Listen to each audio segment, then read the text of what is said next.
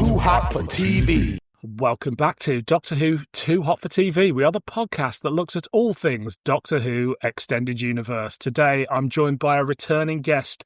It's John Isles. John, how are you? Hello, I'm all right, Dylan. Thank you for asking me back. I must have done something right last time. It's a pleasure to have you back. No, it's always wonderful to have you here. And I think the genesis of our chat today happened on Twitter many moons ago, didn't it? It was probably still called Twitter then. Yeah. I refuse to call it X, but, I acknowledge the change. But, yeah, I think it would have been. I can't remember. It was something to do with The Stranger. And, Yes. I don't need an excuse to talk about BBV. And it was basically, you said something about A Memory Alone. And yeah, I was like, I love it. Let's do a podcast on it. It was probably about a year ago. And it probably was. As with these things, time flies. But we thought we'd pair it up with a couple of other things. So why don't you tell everybody what else we're covering alongside of it? Okay, so for those who may or may not know, In Memory Alone was loosely inspired by an audio-visual called Conglomerate, which was 84, 85. 84.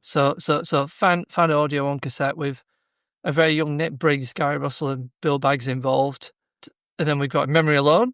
And what's the other thing, Dylan? You know more about that one. So the final thing, The Nowhere Place, was a big finish written and directed by Nick Briggs. Bit of a theme here. A bit of a theme, yeah. It's a Nick Briggs special. I mean, I think we'll get into it later, but it certainly shares some DNA with the other two, even if it's just a basic setting. Yeah. But I just thought it'd be nice to sort of, I thought that they're a nice way to sort of track Briggs's career, I think, in terms of from sort of amateur fan to semi-pro fan to professional writer, I guess you'd say. Yeah. But we're going to kick off. We'll do them in the order they came out. We're going to kick off with the audiovisual Conglomerate, which was released in June of 1985, written by Nicholas Briggs, directed by Richard Marson and Nicholas Briggs. And news at the time, well, not a lot of news in Gallifrey Guardian. For some reason, it's a one-page part of Doctor Who magazine, and I would say 6/8 of it are the history of Canadian fandom. And then there's just a little thing about JNT doing the Edinburgh Literature Festival. So not a lot of news in DWM. That would have been during the hiatus, wouldn't it? It's around that, so yes. Well, had it happened yet? Because I can't remember what date it was announced. I think Revelation was earlier in the year, so I think it's a few months after that. And releases at the time, we just had The Book of the Awakening, and around mid-June, Slip Back was recorded, starring Colin Baker and Nicola Bryant. So obviously that was the only bit of Doctor Who in that period. And the comic strip was Funhouse. Too hot for TV. The Doctor and Greg arrive in a deserted city, only to find themselves entangled in a bizarre and perilous world. Greg narrowly escapes an aerial bombing, while the Doctor is unexpectedly enrolled in the Conglomerate School of Promising Executives. As events unfold, the Doctor and Greg uncover the sinister nature of the Conglomerate, a powerful entity that manipulates society through automation and corporate ideology. Their journey through the city's underground system reveals the extent of the Conglomerate's control and the dangers of unchecked corporate power. Too hot for TV. For the uninitiated, what are the audio visuals? So, Bill Baggs, who was we know is quite a get-up-and-go ambitious guy when it comes to doing BBV. Yeah. He decided for fun to do some audio drama on cassette with his friends around 84. So he got together with Gary Russell, and I think Nick Briggs was on the periphery to start with. And the Doctor was played by Stephen Payne, who was something to do with DWAS as well. He was, he's part of the DWAS, and he was also the editor of Starburst magazine. That's where I know the name from. So they, just for fun, did a Doctor Who audio called The Space Whale, which I think I've heard most of the audio visuals, so they released them on cassette. Yeah. Didn't hear them at the time. I was 11 in 1985 and knew nothing about Doctor Who fandom. I just watched the programme on television and enjoyed it. I think Stephen Payne wasn't a very good actor and wasn't comfortable, but Nick Briggs wanted to act. So from the second story onwards, he became the Doctor. And I think he wrote a lot of them under pseudonym, like Conglomerate he wrote as Arthur Wallace. Yeah, that's a regular name. Probably just to make it look like not everything was being all done by the same 2 or 3 people. You get that a lot with the audio visuals and the early real-time and Mythmaker stuff. It's quite often Briggs and Barnfather under a pseudonym, just, as you say, just to make it not look like a one-man band. Well, you have to look at the credits. Even our stuff has been a bit like that. You look at any fan video or audio and it's kind of like you get one person credited as playing the Doctor, the writer, visual effects, editor, director, producer, so you think, how many credits can one person have? Yeah. So I could see why they might split that up. Absolutely. And so you've heard audio, this audio visual, and in general, have you heard any of all the audio visuals before? Yes. So back in the 90s, a friend of mine had them on tape, and I got copies of them, listened to most of them. I'm not sure if I heard all of them, but definitely heard enough to have a good impression of audio visuals. Right. I've only heard a handful. I discovered them, I'd say, fairly early on in my fandom. Yeah. I know that I was at a convention, and I think it was after the audio visuals were done. And the only way I can describe it, in the dealer's room, there was one of the dealers who had a bargain bucket, of just like stuff he hadn't been able to sell over the years. And I picked up like a Mythmakers video, an audio fanzine, some other fanzines, and I presume one of these. I couldn't tell you which one it is. I've definitely got it somewhere, but who knows where. And I remember just being slightly sort of like, what is this? Is that Nick Briggs? And I was a fan audio, so I dismissed it. Didn't think anything of it until many years later when I was researching my downtime book, and I was suddenly like, what are audio visuals? Oh yeah, they did those plays. And so I listened to a couple, but quite honestly, I definitely haven't heard them all, and I don't know whether I ever will. Does this feel like Doctor Who? Because this is like, it is trying to be Doctor Who. Well, it is. It's a Doctor Who fan audio. Yes, I'd say it does. I mean, my friends and I, we were doing fan audios a bit later than they were, but we're still starting out on cassette, doing sound effects live, recording on location to get the right ambience. So listening to these, it just reminds me of our earlier stuff as well. Yeah. And I guess being used to it and making it, I'm more forgiving of either, not a professional sound or bits of muffled tape or whatever, I enjoy it. So it's definitely Doctor Who. I mean, as you say, it is not a professional sound, but this is pre sort of digital recording. It's where you and I, with the right tech and right know-how, could sit here, record a Doctor Who audio, make it sound like a Big Finish right now. I mean, maybe it'd take more than the evening to have, but yes. So immediately I'm sort of taken out from it that it sounds a bit gravelly and old, but I'm also amazed at the same time how good it is, Yes. It's like, it is a high quality fan production, I'd say. Oh yeah, I think that's what they were trying to do, sort of go for semi-pro. I mean, some stories even had Michael Wisher or Nabil Shaban in them. They became friends through conventions, I presume. Does Peter Miles show up in one or not? I can't remember. He's in the Modern Messiah video, but I'm not sure if he did any of the audios. But I think you can hear sort of the genesis of Big Finish and BBV Audio and stuff here. Oh, definitely. You know, it's the same crew. It's the genesis of an idea, and they're Yeah. they're learning their craft in, you know, a non-official way, so they can make all their mistakes Yeah. while doing these. I think Conglomerate's one of the early ones as well, isn't Yeah. it? Is it Yeah. 4th or 5th release? Something like that. It's definitely in their first season. Yeah, so they're still learning. So there's only really 3 voices in this, and Yeah. we've got Briggs as the Doctor and Marson as his companion. What do we think of these two, their performances? I'll start with Marson. I'd forgotten that he was in these. I know him as you know, author of like the J&T book, Yeah. or the Verity Lambert, or even, you know, editor of Blue Peter. Yeah. You know, you just think, oh right, like us, you know, he started out acting and writing and directing fan audios, so you know, he's definitely one of us.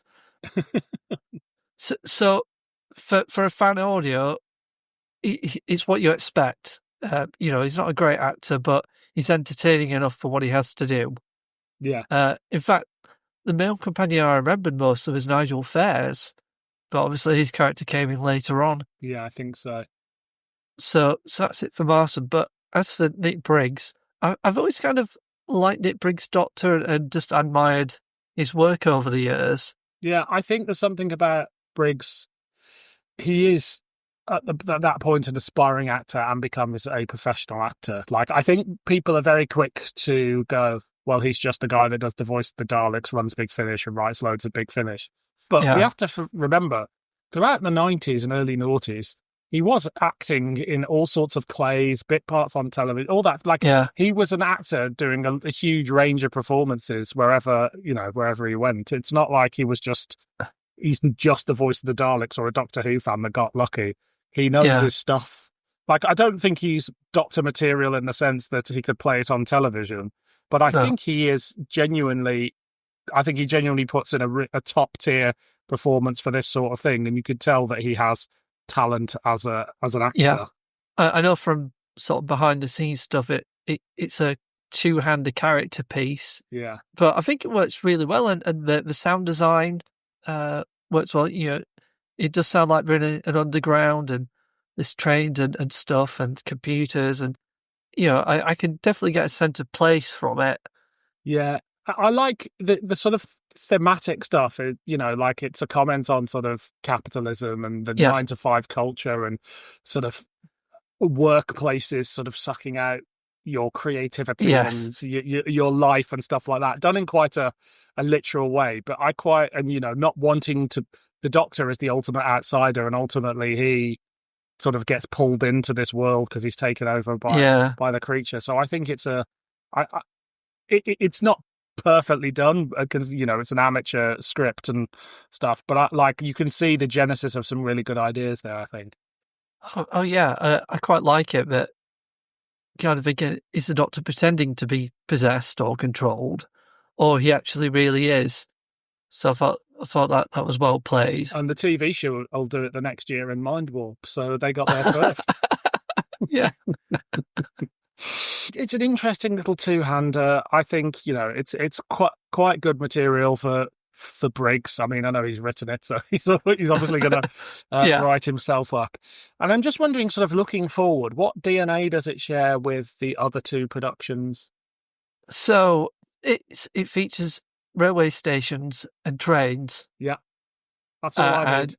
That's the connection. Yeah, and Nick Briggs, of course. I wonder if Nick Briggs is some kind of train enthusiast. Maybe he is. I don't know. It was interesting here to see that it's an underground rather than the steam train as it is in the others. That's true. Although I suppose it's a futuristic city, so everything. You've either got monorails or undergrounds, haven't you, in sci-fi? Yeah, I guess so. And it's also the other things it shares with the Drudges are in it. Which will show up in I'd forgotten that. And I guess it's about, to a certain extent, like in Memory Alone, about displacement and and a bit of catching a train to work. Yeah, and what a sense of belonging. As you say, just like, and a comment on just commuting, you know. Yeah. So we get a lot of commuting in the next one. But it's a slight piece. It's something that, like, I wouldn't. We've covered a little bit of one of these before when we did Sword of Orion, but I don't think you're ever going to find me doing an episode on like 5 different audio visuals. They're sort of something from their time, and I'm glad they exist. But it just sort of exists as a gateway to these other things we're going to talk about, I think. Are they like a spin-off of a spin-off kind of thing? I mean, is it a spin-off when it's... Oh, that's true. It's a pre-spin-off spin-off. Yeah. I suppose you're right, yes. It's an odd one because it's a sort of a spin-off of the TV show that then goes on to create other spin-offs, but the other spin-offs feel weirdly more legit than the thing that they're spun off of. It would be like if someone decanonized Doctor Who, but Torchwood was massive. So, is there much more you want to say on this one? I don't have a lot to say on it. No, I don't think so. I mean, it's entertaining, but inconsequential at the same time. Actually, there was something I was going to say. Actually, they filled up the tape because it's only like a 30-minute production, so they must have released it on a 60-minute tape. Yeah. So they did something called On Tape, where they do their own mini documentary about the history so far of audio visuals and talk about the making of this one. And it just reminds me, they do the same thing at the end of Big Finish stories for Doctor Who, don't they? And other things. It's the same format. And Bill Baggs does a few of them on his videos and later DVDs and stuff like that. But In Memory Alone comes with like a little 20-minute making of documentary as well as this. I guess while we're here, we should just give a shout out to Justice Served, which was a book from Milk Publishing by Alan Harris and Matthew West that it's a labour of love. I've got it here in front of me. What is it, like 430 pages? Wow. About the audio visuals and what they were, just like interviews and quotes from everybody, loads of pictures, and just about the history of these plays that are a little footnote in fandom, but an interesting one. Didn't we do like 20 odd altogether? Something like that, yeah. That's quite impressive. I mean, these days there's a book for everything that you could possibly think of. Indeed. I mean, I've written a couple of them myself. Exactly, yes. I didn't want to say. Yeah, what kind of loser would write a book like that? I don't want to rate this, as we normally do. Because it wouldn't be fair. It wouldn't be fair because it's not a professional production. It's a bunch of people starting out. And all I will say is I think it's a good little audio that doesn't outstay its welcome.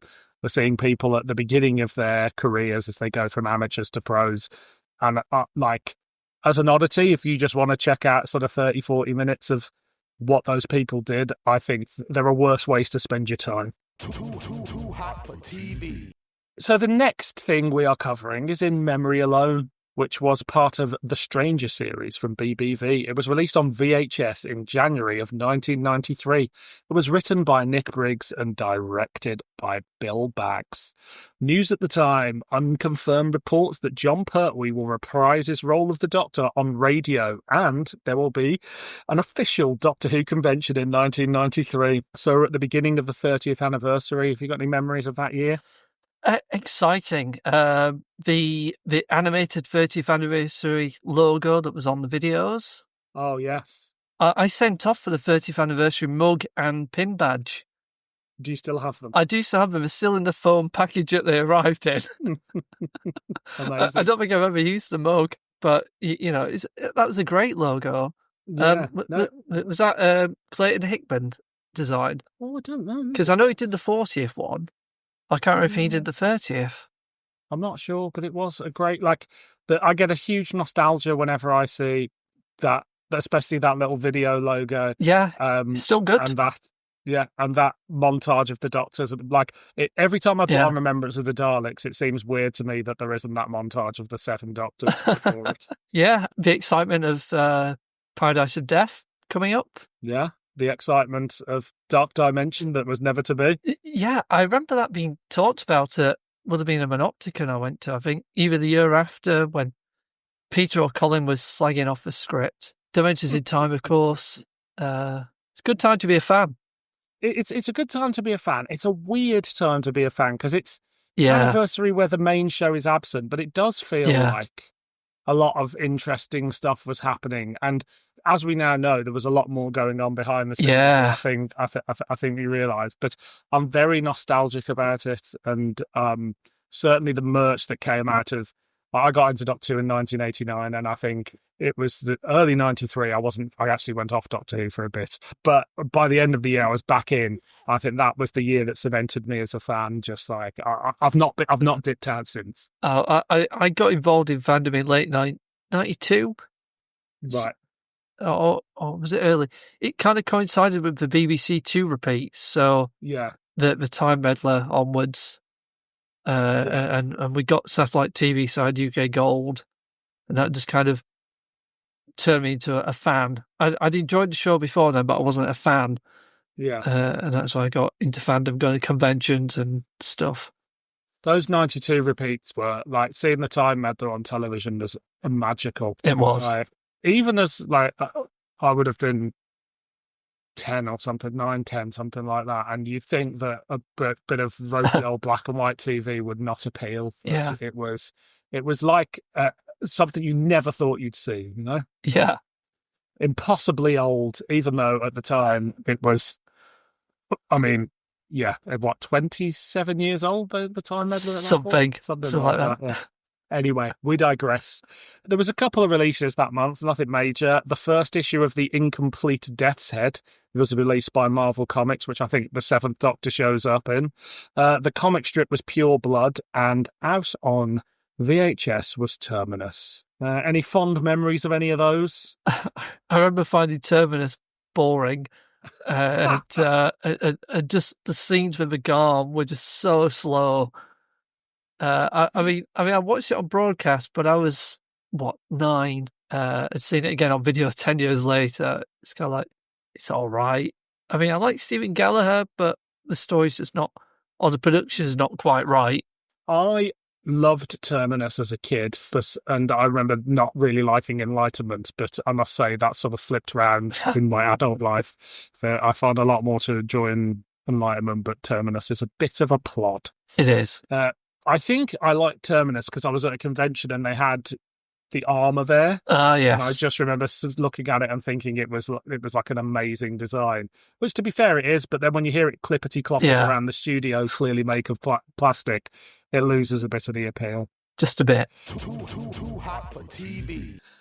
The Stranger and Miss Brown, both suffering from amnesia, arrive in a train station whose only inhabitants are the unresponsive miner and the robot ticket inspector Drudger. As a mysterious fog creeps in and engulfs everything, the Stranger discovers the station is a holiday resort for people who want to lead an ordinary life.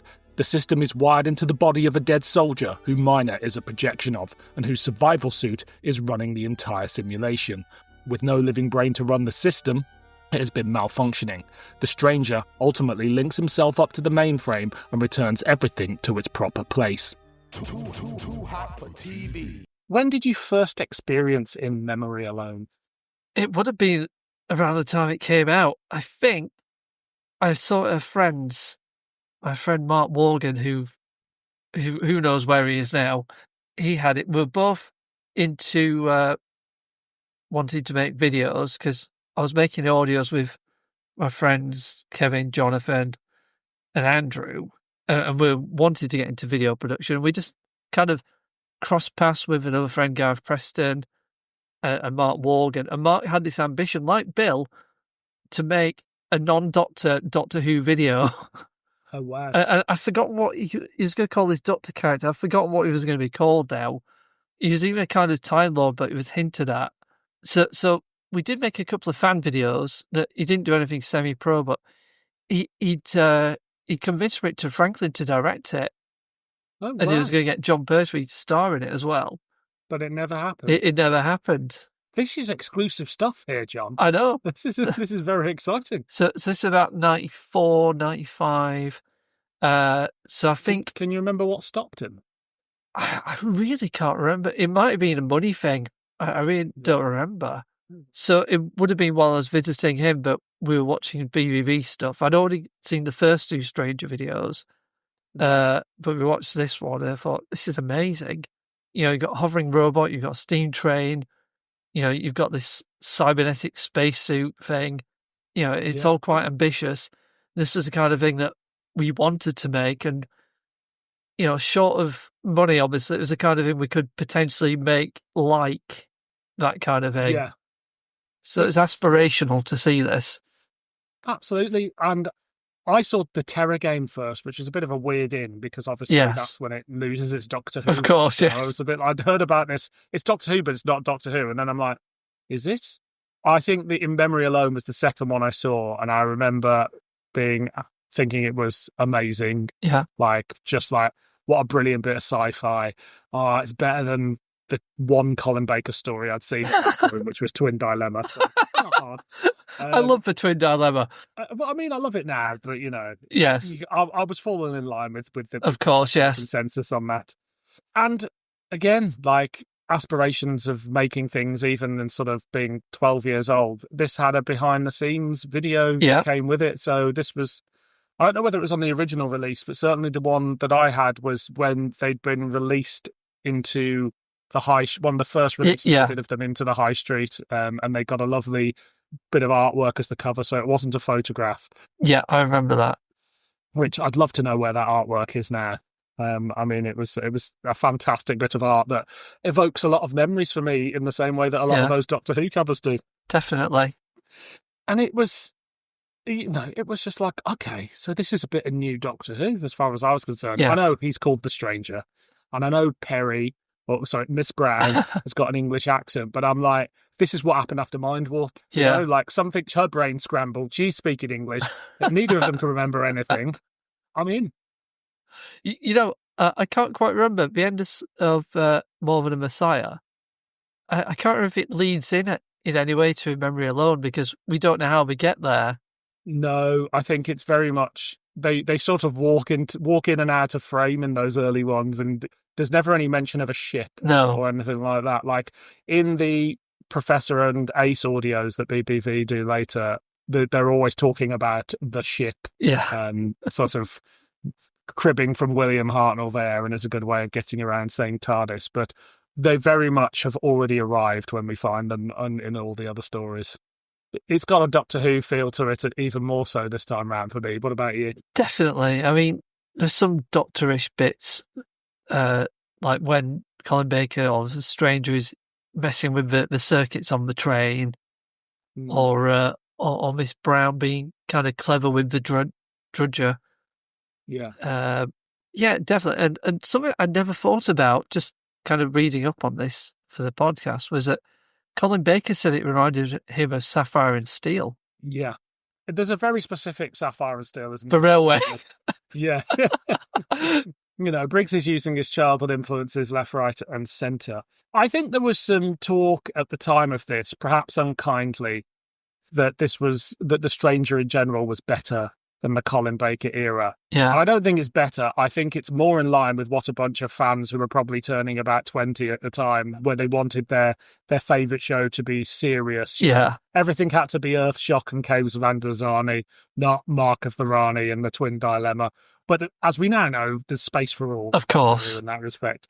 But so how does this compare to Colin Baker's Doctor Who? Oh, it's less violent. More gory, though. Oh, yeah, that's true. Yes, more gory. Despite the fact that they've lost their memories and we don't get a lot of explanations, I'd say the story's more linear than some of the Colin Baker stories. They're a bit easier. Yeah. Like you mentioned Mind Warp earlier, when nobody knew what was going on. Eric Saywood, Philip Martin, and Colin Baker, no one knew. I guess it's a slower pace in a way, whereas Doctor Who was a lot faster. I'll tell you what it does for me is it really shows something that JNT cottoned onto in the later part of the McCoy era, of when something's shot all on location, even if it's on videotape. Yeah. Like, you can quite often, for something like Doctor Who, get more production value out of a location than you can of a set build. You're in the hands of the designer and the lighting people. And if you've got people who love the show and want to do something amazing, you'll get a ghost light But if you've got some people who perhaps are just jobbing, you'll get a Paradise Towers where it looks like a set. Nothing wrong with it, but it takes you out of any sort of realism, I think. So I think this, to me, is a glimpse of what if Doctor Who had gone all location, a year or so before. And I think perhaps it reminds me of a little bit of the stuff in Mysterious Planet? Not Mysterious Planet. I was going to say another railway station. Yeah, true. Yeah, well, they're everywhere, aren't they? They are. The last 2 episodes, the Fantasy Factory stuff, the last 2 episodes of Trial, where it's a similar sort of lighting. It's a bit mysterious. The music's quite gloomy. It's tonally like that. Obviously, you don't have Bonnie Langford coming in with a big bombastic now. How do we feel about the production values of this video? I'd say it looks like the most expensive video of the 3 that have been done so far. I mean, it's not cheap to hire a vintage railway. No. Because they're all onto the game. Because we looked into it in the late 90s, Keith and Worth Valley Railway, which is famously used for a lot of film and television. Yeah. So even though we were amateurs when we were looking into it, it was still the same rates and charged possibly TV, because we had this idea of a kind of supernatural unit story at the railway station. The thing is, I think railway stations play into sort of the psyche of, if you're a fan of vintage TV or grew up in a certain era, they're just, you think of BBC classical plays and like a lot of sci-fi, like they're always showing up on a steam train to the middle of nowhere, Christmas, ghost stories for Christmas, all the sort of stuff that people like you and I are into. Steam trains figure heavily, and whenever I see a steam train, I get excited in the way that my mates who aren't into that sort of stuff go, just a steam train. Philistines. So, sorry, yes, we were saying about the production values beyond the train station. Because we've got like, I don't even know what program or systems we would have used to create the floating robot. Because from the behind the scenes, it was on a pole. Yeah. And they just painted out the pole, didn't they? Yeah. So that was, I think the only big visual effect before that was the green sky in More Than a Messiah. So which is done to sort of limited success. So it was quite successful. This floating robot looks like it's a floating robot. And I mean, even a simple effect like, the kind of staticky video effects when things are going wrong, like when the train vanishes. Obviously, it's just a simple, effectively rollback and mix between the train there and not being there. But, it looks convincing when it's mixes between the 2 shots. And even, what were they filming it on? Beta SP? Something like that. So it's professional, it's TV standard broadcast at the time. I think it's the new, like, Bill Baggs is working for Southampton, like, BBC News or something. BBC Nottingham at that time. That's it. So I think it's their sort of OB kit that they use, which is obviously shrunk considerably from the times of when Doctor Who had an outside broadcast unit and it was, trucks and trucks of stuff. I think production value wise, I'd have put this alongside things like, Century Falls and Dark Season. Like, if this was broadcast on CBBC in 1993, you wouldn't have batted an eyelid and said that looked out of place. What do we think of Bill Baggs' direction? It works all right. The editing and the pacing seems all right. Good use of angles. I mean, it's only a small thing, but the parts when the camera's on the female mannequin's face, and then it cuts to Nicola Bryant's eye. Yeah, it seems seamless, and it's not even it's not even a jump cut. It just seems a natural transition to doing it very effectively. And similar when Colin Baker's mannequin becomes him. Yeah. I think Baggs shows so much ambition and potential at this point, and he's really thinking about his shots. He's got his lighting cameraman who's doing some great lighting. It's of a really high standard that you don't get in some of his later films, unfortunately. He seems to took more care with this. Yeah, I think you're still in the phase of a young, ambitious Bill Baggs who wants to prove himself and also ultimately wants to direct television. Yes, because that was it. His later ones, especially say Breach of the Peace, what was to be an audition or a showreel for the Bill. Yeah, and exactly. other things. What do we think of Nick Briggs's script? It's a good idea. The classic turn up somewhere, you don't remember who you are, and you've got to work out what's going on. Can you trust each other? Because obviously the stranger and Miss Brown don't recognise each other, but they still have this bond somehow. I suppose the only thing it doesn't do is, obviously they used it as a reset for the Stranger series, but I don't think that was their intention. I think it was just, let's explore this idea in a story. I think Briggs claims that it was the intention, Right. even if he doesn't fully deliver on it until the next one. Exactly. Do you think it was a good idea to change the direction of the series? I think so, because, there's obviously the main selling point of the first one was that this is sort of the Doctor and Perry in a Doctor Who-like story. Yeah. The same with the second one. And yeah, obviously the names were changed, but who knows how long before Bill would have come to the attention of the BBC copyright.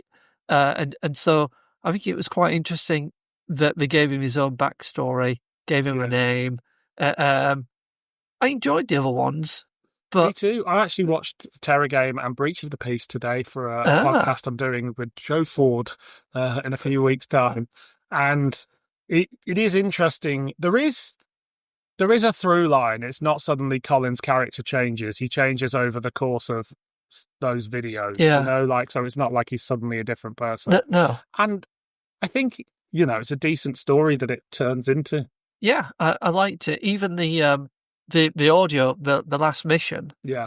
Which I think it must have done after the Terror Game. Yeah, they did, yeah. I think that's a really good story, expanding his background. And Eye of the Beholder, was it Eye of the Storm? I forgot what the audio version was called. Yeah. That too expanded the Solomon stuff quite well. Yeah, I think it works very well. And I like that it's not just like that. And we start at this point here. And this is where you get a bit more backstory to this character. Well, it's not even backstory, but, it sets up the mystery of who is this person beyond the Doctor without saying the Doctor's name. Of course. And in some ways, you can do anything with the character then. You're not limited by him having to be a sort of Doctor. Yeah, absolutely. And he does, there's a point, I think, in a couple of them where he does actually become quite violent, only towards people that are violent towards him, but in a way that you would not see the Doctor do. No. But we digress.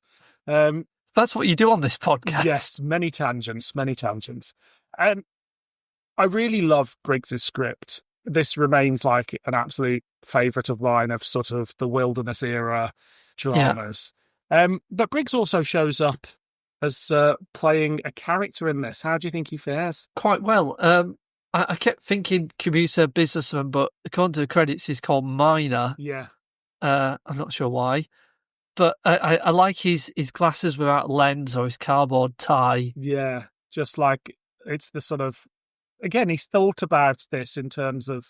I think he's made it himself, that tie. Yeah. I can't remember. I'm sure he said that in the making of. Yeah, no, it's made on... It's the back of an old cereal packet.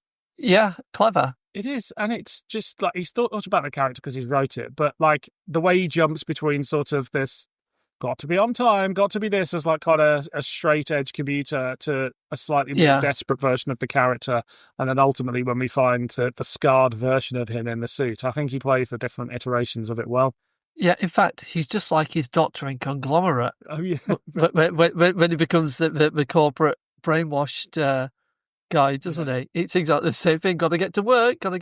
Yeah, catch the train. I think Briggs turns up about 5 times, doesn't he? So he's the commuter. Yeah, he's the guy in the suit.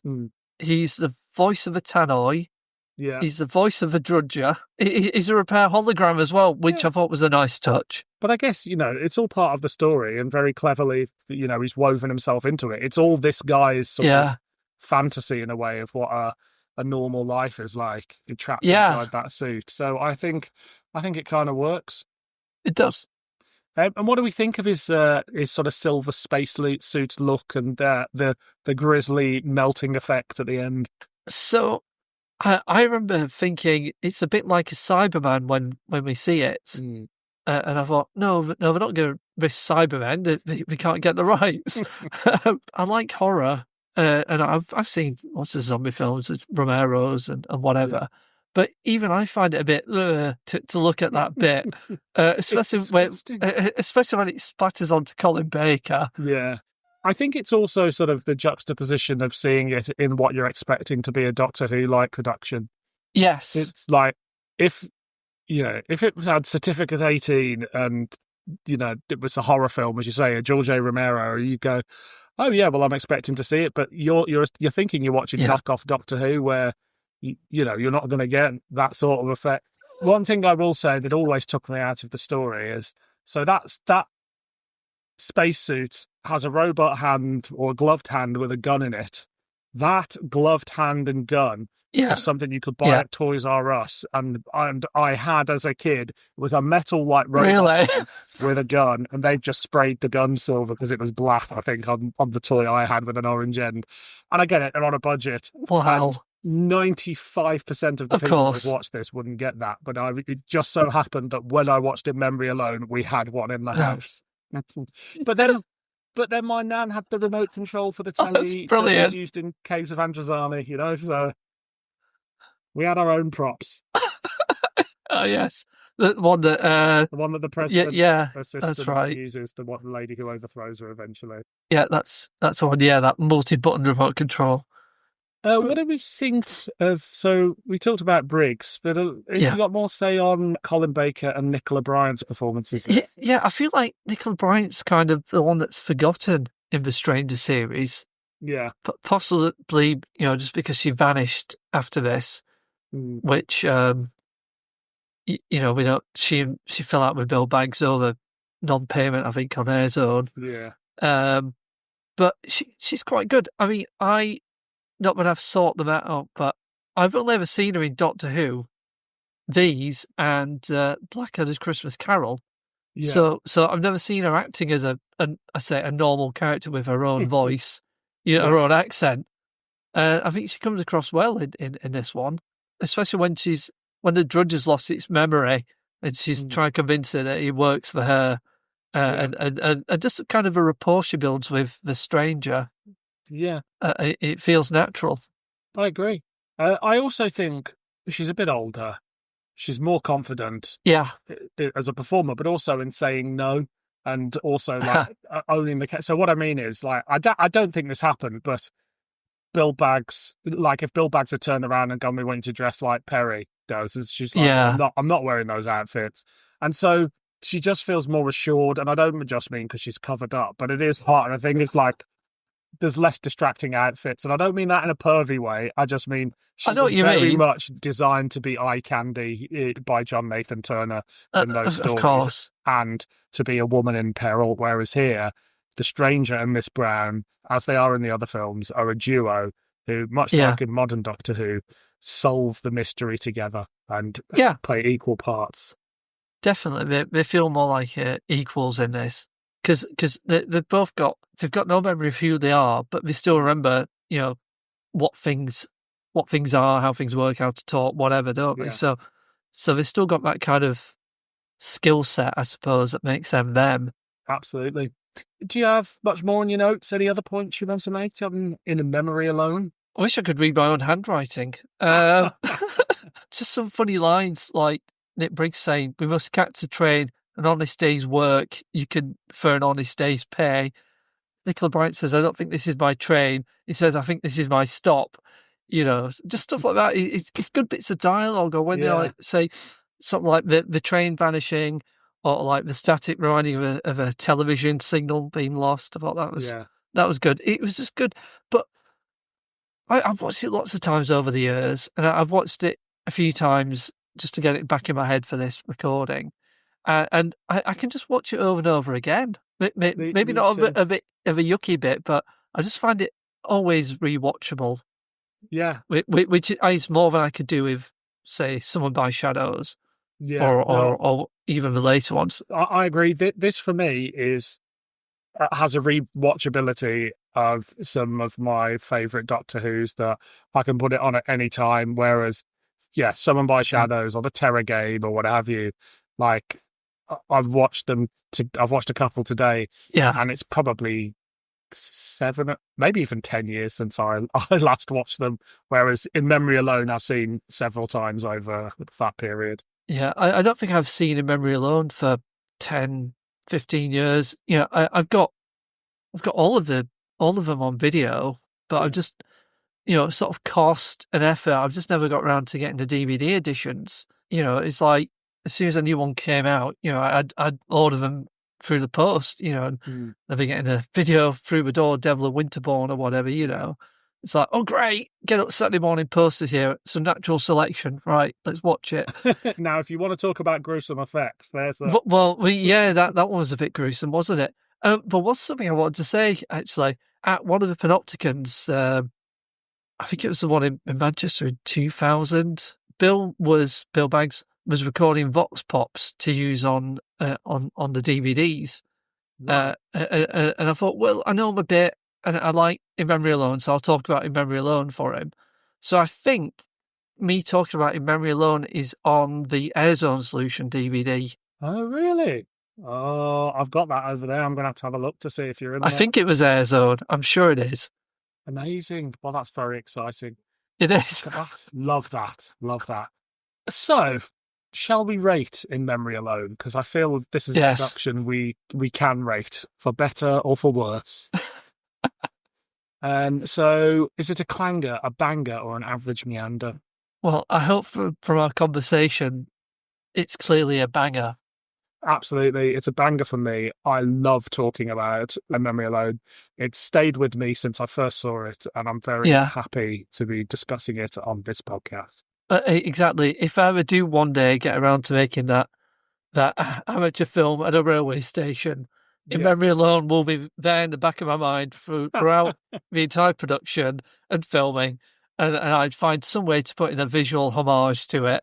Excellent. Too hot for TV. The final thing we are going to talk about today is The Nowhere Place from Big Finish. It was written and directed by Nicholas Briggs. It was produced by Gary Russell and Jason Haig-Ellery. It had music and sound by Nicholas Briggs. There's the theme. It was from Big Finish, and it was released in July 2006.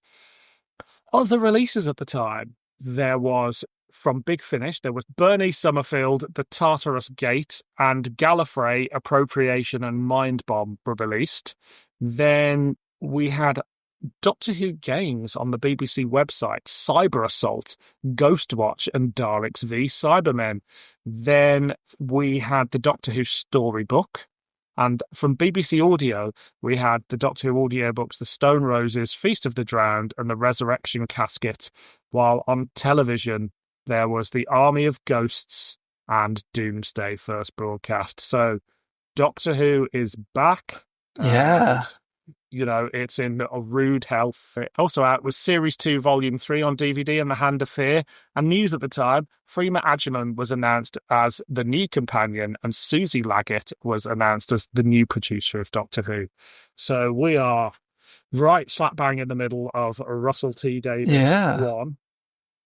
Yeah, exciting. Army of Ghosts. You know, who didn't cry, you know, of that separation between Doctor and Rose? It really felt that by that point like we'd won, you know? Yes. After like years and years of like Doctor Who being this footnote that we loved, but other people were not interested in or mocked. And then all of a sudden there was a whole nation in tears over the Doctor and his companion getting separated, with Daleks fighting Cybermen on our television. I know. It's like the fan dream. Russell T Davies decided to live it out.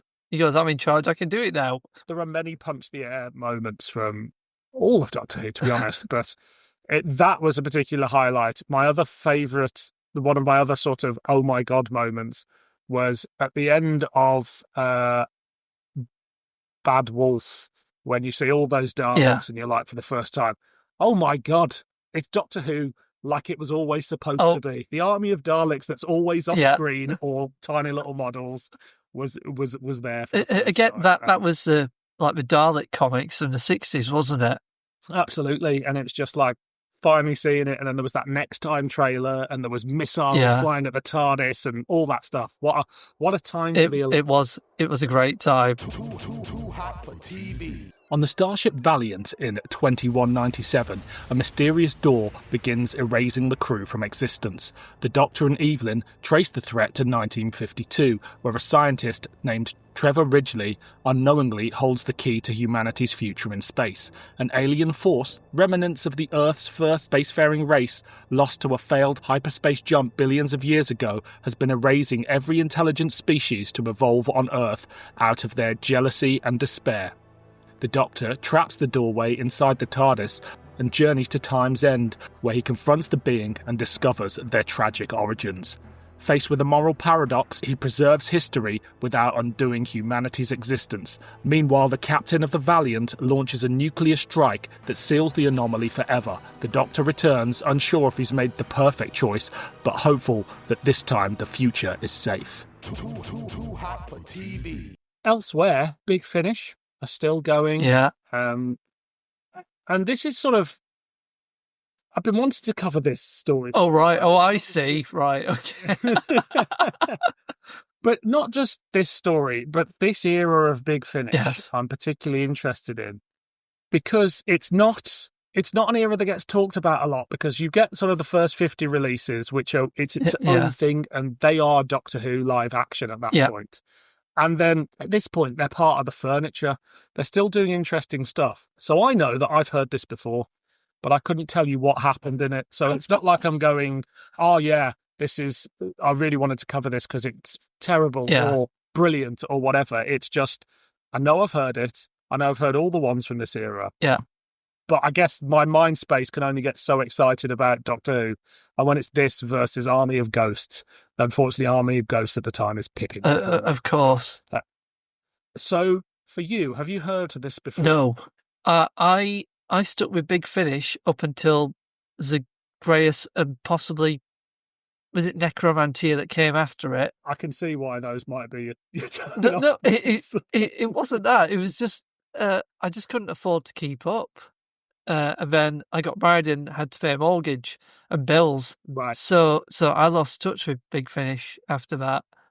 And then over many years now, I either picked them up in sales when they have them, or I'll make an effort and get a special like the Signs of Time Redux, for example. But otherwise, no, I have no idea what was going on with Big Finish at this time. Well, I mean, let's go straight into it. As a first time round, and indeed a re-listen for me, what are your overarching thoughts on it? Does it work? Is it boring? Is it exciting? Like it's got some good ideas, but it's not something that I'd go back to in a hurry to re-listen to. And I say that as a Nick Briggs fan. I know that there's probably like, Nick Briggs is everywhere. It seems like every other Big Finish is written by him, but the man has got talent. He's got ideas. Also, I think quite often, a lot of the time, people think Nick Briggs, he only writes a couple of Big Finishes a year. See, I just get this false impression. Yeah, it's a complete fallacy that he's churning it all out. What he is the voice and face of the company. Yeah. So he's often associated with announcements, and he's often in the studio because he's directing or producing. Yeah. But he doesn't write that much for Big Finish anymore because he's written so much. He's probably A, too busy running a company, and B, sort of going, well, I don't have unlimited ideas. I really loved this, like to the point of this is one of the best Big Finishes I've heard in a while. I was really, really excited to discover it. And again, it didn't make an impression first time round, but this is, not always, but this is exactly how I like my Doctor Who. It's full of a plot that keeps you guessing, infinite mysteries, a wonderful atmosphere, great score from Briggs that really sort of sells that atmosphere. It's sort of, I mean, to be honest, it's sort of doing a bit of a Stephen Moffat, not in a timey-wimey sense, but in terms of the style of storytelling, before Moffat's even really done it, because at this point, we've had The Empty Child and we would have just had In the Fireplace. But we haven't got, he's not the showrunner yet, so we haven't got all his sort of playing with space, time and ideas. So I mean, I was 100% sold on this story from pretty much from about Yeah. 10 minutes. Well, I like the ideas. It was intriguing, this door that was like 50 billion years old, and it just wasn't connected to anything, and people were hearing this bell and being drawn to it. So I thought that was quite clever. But the sort of spaceship and the fighters, that just felt a little generic. It's very Sword of Orion by Briggs, it's that sort of... It's that kind of future. But I feel like Nick Briggs has got a sort of universe at that time that he plays with, which is Sword of Orion. It's the Cybermen spin-off series. It's the Dalek. And it is that, I mean, for want of a better word, it's sort of that Earthship future. Yes. That's clearly something that he likes about Doctor Who, the more sort of military universe, base under siege, borders and bases under siege. So I quite like it as sort of a cohesive, like, obviously he's not writing every story, but it sort of feels more cohesive as a universe when you sort of go, oh, this is the stories that Briggs is telling. And also, I'm a big fan of the Sixth Doctor and Evelyn. I think she's probably one of the best companions for him. Again, I know he's had lots of Big Finish companions, but I've never heard any stories that they've been in. I've not even heard any of them with Charlie Pollard. So I don't know how he works with them, but I just think Evelyn and Maggie Stables is really good. So I'll listen to anything that she's in with Colin Baker. She's amazing. They're great together. I missed that. Me too, 100%. And whenever I go back to a Evelyn and Sixth Doctor story, I'm like, oh yeah, I remember this. And even the stories that aren't fantastic, they're one of those duos that lift any material. So they've got no clangers. They've got some average meanders, but like they are such a strong duo that you can't. I just don't think the material never drags them down. Did Evelyn leave Big Finish, or did they end when Maggie Stables passed away? They wrote her out, and the last one she does is... I've heard of that. So that's the end of her arc. But then they do keep revisiting her until Maggie Staples is unable to do them. I don't know whether it was because of a death or she was ill or too old or whatever. But so I think it was quite a nice thing. So you get a beginning, middle, and end, but there's more middle later on. So this is the third Briggs script we've looked at on this, and this is the first one that's actually Doctor Who. How does it fare up compared to the other stories that we've covered? And then also, I guess, sort of some of his other Big Finish work? Like, does it feel more of a piece with Big Finish or the... Well, it's got more characters than the other things he's done today. Exactly. Even if it's limited to 6 speaking parts, one of which is Briggs. Yeah. So, or 2 possibly. It's well written, but I just didn't enjoy the story that much. But again, it's the Doctor and Evelyn that carried it for me. Especially when on the train, I couldn't quite work out. So the point is that this mathematician played by Briggs doodled this idea of star drive, which gets picked up by someone else in the future to become the basis of the human space program. And these mad aliens stuck nowhere want to stop that ever happening. But he's on the train to this, not a secret, but some secret research at an RAF base on a train that's just been driven with no guard. A steam train, of course, just like in Memory Alone. Yeah. I was trying to look at the cover and see if it was the same train. I don't think it is. But, and then, I like the Doctor and Evelyn pretending that they were meant to be on the train all along to this sort of minder government agent. I like that you're not quite sure where it's going in the end. Yeah, I couldn't work out why would these two be connected to this billions-of-year-old door. Well, so the billions-of-year-old door relates to these creatures who are a possible evolution or were inhabitants of the solar system at one time. And it was the destruction of the ship that he created, that he was not created, but Briggs's initial design, the sort of reverberations through time basically ripped apart that alien race and stopped them progressing any further, and also Right. so it basically shattered a bunch of timelines. In order to keep the timelines on track, those aliens must always die. Those creatures must always die. So it's full of big ideas. Yes, big ideas. And it's actually not just a 6-person cast. I think there's about 10 I know. speaking parts, but that I jest. including Andrew Wisher's in there, who is Michael Wisher's son. So I was wondering that. A link back to the audio visuals once again. We've also got one of the characters that really appealed to me, which Briggs I thought wrote really well, was Martha Cope playing Captain Tanya Oswin. I liked her humour. Sort of, can you see my face? Just look like the person that's going to listen to or whatever. Yeah. I thought that was good. And then she went to trusting them later on. Yeah, but I think too often in Doctor Who stories, people learn to trust the Doctor too early, and I like that she really held out until everything, like, pretty much everyone's going to die. She's going to die. Yeah. So she's like, at that point, she's like, what have I got to lose but trust this guy? So I really like that they didn't make her an ally straight away. No, according to the internet, she's Kenneth Cope's daughter. Oh, really? From Randall and Hopkirk deceased fame. Who was also in Doctor Who in Warrior's Gate. Absolutely. Did Kenneth Cope die quite recently? He did, I think last year or yeah, it was quite recent. A couple of years before. But yeah, I just wonder if they'd made a deliberate choice to cast 2 children of Doctor Who guest stars. Yeah, it's an odd one, isn't it? You don't get that. I mean, you do now with every Doctor in quite a lot of Big Finish, if I'm being cynical. But yeah, it's odd to find them both in the same story.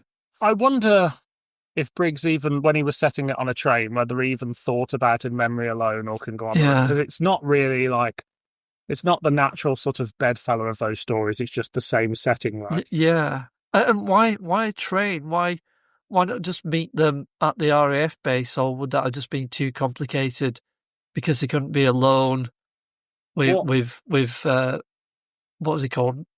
Arthur Ridgely. I wonder if it's to do Trevor Ridgely. Sorry. Oh, Trevor. Way off. I wonder if it's because the sound of the bell and the sound of the other the train, the train. Like, what does an RAF base sound like? I suppose it sounds like aeroplanes, probably. Yeah. No, do you know? No, you're right. It's a good why we're hearing a train. Yeah, that's a good bit of mystery. But we think, how the fuck does that connect to the 22nd century? Yeah, it's a bit. Have you ever? Well, it doesn't exist, but I think there's been a radio dramatising of it. I think Nigel Neal's The Road. Oh yeah, I think I've heard it. I've read the script, and I think I've heard that radio one that Toby Haydock did. Yeah, and in that, it's sort of a bunch of people hearing what they think is sort of a haunting, but it's that's right, goblins and stuff. Yeah, but it's actually the future, like the end of the world in the future. Yeah, it's clever. It is very clever, and consciously or subconsciously, there's a bit of that in this, I think. Yes, in reverse. In reverse, admittedly. But I think, for me as well, a lot of Big Finish stories, when I go back to them from this era and newer ones, when they are 4 parts, the 4 parts tend to drag. And for me, personally, I was like, this doesn't drag. The cliffhangers work. Each episode moves the story on. There's new and exciting stuff happening in each story. Like, this is what I want. It's sort of pacey, interesting stuff. It doesn't outstay its welcome, and it fills its time wise. Did you feel that, or perhaps you were a little more bored? I don't know. I wasn't bored. I was just wanting to know how this spaceship in the future connected with the train and the door that went to nowhere. What did you think of Briggs's music, sound design, and direction? Because he is a one-man show on this. Exactly. I mean, he even did it when he did the audio adventures in time and space for BBV. Yeah. There's the first Zygon one. He wrote it, directed it, did the music and the sound design, while there was also, I think, doing Sirens of Time. So I think the Zygon one got delayed because he was doing Sirens of Time as well. Right. Again, Sirens of Time, he did everything on that, didn't he? Yeah. So, it was good. I can't really remember it. There was nothing obtrusively wrong with it. It was all convincing. The score is very similar to the score he uses on the Cybermen spin-off series and Sword of Orion. So again, we're in this sort of Same universe. the Briggsverse, as we're going to call The it. Briggsverse. I like that. So it is. I think it's an interesting corner of the Doctor Who universe, and I like that when he's on form, he is he is the master voice, if you were. He's the auteur in this. That like and the cliche is right. The theme tune, sing the theme tune. Little Britain gave us that, but I think this is someone who knows the sort of production he wants and is able to deliver it, and that just so happens to be in this case the sort of production that I really like. I was also going to mention, I don't know if they still do it, but keeping the era-appropriate version of the Doctor Who theme. Yeah. Because I'd heard the 25th anniversary album in the mid-90s, bought it from the library, if you can remember what they are. And I'd just forgotten watching season 23 with the different theme.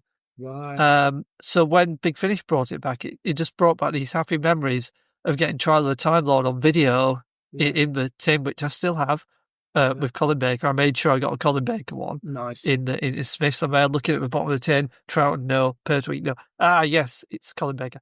Anyway, so it's just good hearing it, even though it's a kind of a weaker version of the theme. It's got, I don't know, I just like it. I didn't know that theme existed until I got the Trial of the Time Lord VHS, so it was a complete surprise to me. And again, do you think, what is this? Well, no, I quite like it. And circling back to 1993, so I associate that theme with sort of the 30th anniversary because that's the first time I saw it. But I think if I am going to be, I really like it. It's nostalgic. It's a little bit cheesy. And I think, do you know what? It works in terms of like the bass line. Yes. Like the dum-da-dum. It's the high-pitched synthy horns that I quite like now, but I can see why at the time people would find them a little jarring. Yeah, I think Dominic Glenn's not too fond of it. I don't think he hates it. But, he was at Rush. I think it was his first ever professional job. Yeah, I think he said in interviews he was a little gutted that he didn't get another stab at it, and it was done very quickly and with limited resources, so that's what he could do. I think he's done a remix of it. I think he's remixed all of his soundtracks. I've heard a couple of them. If there's a remix of this done by Dominic Glynn, I'll put it as the closing music for this podcast, so there probably is. Will hear it. But yeah, I love hearing that theme. It reminds me of like, I've made a new discovery about Doctor Who. Because a new theme feels like, it's a new era, something exciting is happening. But it was Trial of a Time Lord. I'm kidding. It's a mess, but it's an enjoyable mess. Yes. Sorry, where were we? Do you have much more to say on the Nowhere Place? I was just going to say, what did you think of the Doctor's disguise as a guard, putting on what I presume was a Rochdale accent, because that's where he grew up, and possibly his accent before he went to RADA. So. Quite possibly. I enjoyed that, actually. I think it's a voice I've heard him use a few times in Big Finishes. Oh, I haven't. He's trying to be someone.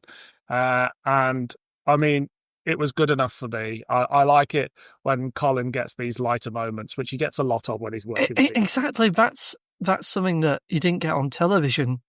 The long plan to mellow him, unfortunately, didn't get a chance, whereas Big Finish did with Evelyn. And even with Perry, those I heard in the first 50, it was completely different. Even from the first one, it was Whispers of Terror. Even that's a better relationship, isn't it? Well, they said they did Whispers of Terror, and it is a better relationship. But after that, they were like, Colin was like, I want to see my character evolve. I don't want to be that same TV Doctor. And the only real, I think in Trial, you get Mysterious Planet, where it feels like the Doctor and Perry's relationship's a bit warm. Yeah, definitely. And then his relationship with Mel feels a bit warmer and slightly more paternal. Yeah. And so you is getting there, but it's sad you don't see more with Perry, because he put her through some absolute shit. Exactly. What happened in Mind Warp? No one knows. Including the writer. Exactly. And the producer and the script. Yeah. Any other notes? Anything else you want to cover on that? I don't think so. I think I've kind of covered my notes. Blah, blah, blah, blah, blah. Oh, I like the ominous sort of working out times end was where the Nowhere Place led to. I thought that was quite good. I don't know who was playing the evil alien voice. Was that Nick Briggs again, do you think? Is anyone credited for that part? Heyman, as the alien is called, was played by Philip Wolfe. Don't know him. So Philip Wolfe. It's not another pseudonym, is it, for Nick Briggs? No, there's a picture of him here. He definitely exists. Philip Wolfe shows up in this. Yeah. Creatures of Beauty, obviously also another Briggs one. And Friend. About 6 or 7 of the Dalek Empire ones. So he's definitely a friend. Yes, definitely. I think the thing with BBV and Big Finish is that they cast mostly young or experienced actors from theatre, so we don't know them that well. You can look someone up and go, oh, they haven't done much, but they are... I mean, Jo Castleton, who she starred in a lot of BBVs and early Big Finishes, is a prime example of... Her IMDb's quite a modest it is. one. But right now she's on tour with Warhorse. She's done the West End. She did the West End, and then they've gone on tour. She's been a jobbing actor in plays for many, many years. I mean, Autumn was what, 20? No, that makes you feel ancient. Oh my goodness! It was 1999. It's 2000. It's 2025. Oh my goodness! No. I need to be in a retirement home. Autumn is 26 years old. It's as old as Doctor Who was when it was cancelled. I love Autumn, and I don't think it's dated, but I cannot believe that it's 26 years old. My goodness. Again, that's another Nick Briggs. Wrote it, produced it, directed it. I think he even had a hand in the editing. But I don't think he's got a role in this. No, he's not in that one. Or does he get murdered? I can't remember. Maybe he does. But, but I don't know if anyone gets... Jo Castleton gets anyone coming to a stage door with copies of Cybron or Zygon to be signed, do they? Definitely not Zygon, I'm sure. She will do if she performs anywhere near me. So is it a clanger, a banger, or an average meander? Throughout all this, I've been thinking average meander, but from talking to you and your enthusiasm, I'm edging somewhere between average meander and banger, so it's an average banger. Okay, an average banger for you. I've swayed you slightly. You have, Dylan. But I understand this is a particular type of Doctor Who, and it really works for me. So I'm going banger. I was so pleased to discover that I really enjoyed this. I think it's some of I think it's some of Briggs's best work. Others may agree, others may disagree, but I am a big fan of this one, and I will be walking around recommending it to everyone whenever they go, have you heard any good Big Finish? And even if they have strangers on the street, I'll be like, listen to this. You'll be pressing a copy of the CD into their hands. Yes. Too hot for TV. Well, look, John, thank you very much for joining me today. It's been a pleasure to have you. It's been a pleasure for me. Is there anything you would like to plug or tell people where to find you online? Yes, I would. I'm glad you asked. That's the real reason I'm here, folks. No, I'm kidding. So I'm 1/3 of the hosts of I Don't Do Sci-Fi podcast, where my friend Danny, she's not a big sci-fi fan, but we introduce her to classic film and TV sci-fi. We get her to watch it, and then later on we then have a panel discussion, usually with a guest, and we try and sway her a bit like you swayed me to our way of thinking, or she just totally hates it. I can't always predict how it's going to go, but it's a lot of fun. I'm sure Dylan could share links and details on his page. So yeah, that's what we do. Excellent, and well worth a listen it is too. Thanks. The release schedule for the pod might be a little bit more spread out for the next few months. We've been weekly quite recently, but due to work stuff, we'll probably end up being every 2 or 3 weeks for the next few months. But next time, I'll be joined by David Gillespie Pratt, and we'll be looking at the Big Finish Third Doctor story, Intelligence for War, and the Big Finish First Doctor story, Fugitive of the Daleks. Until next time, I've been Dylan. I've been John. And this has been Doctor Who Too Hot for TV.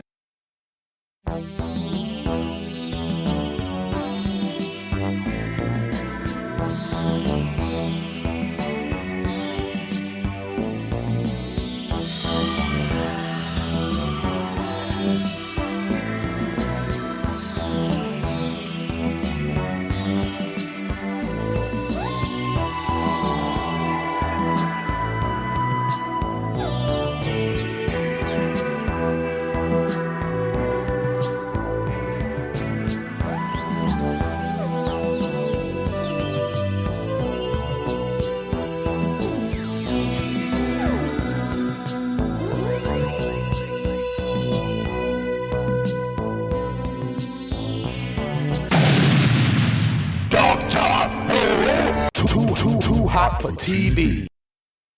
My sort of spin-off claim to fame, apart from writing about them, was when Keith Barnfather was reissuing all his stuff through Koch Media. Yeah. I did some retrospective documentaries, and I can't show up as a talking head on the Deimos Rising ones and the 2 Mind Game ones, which I'm very happy about.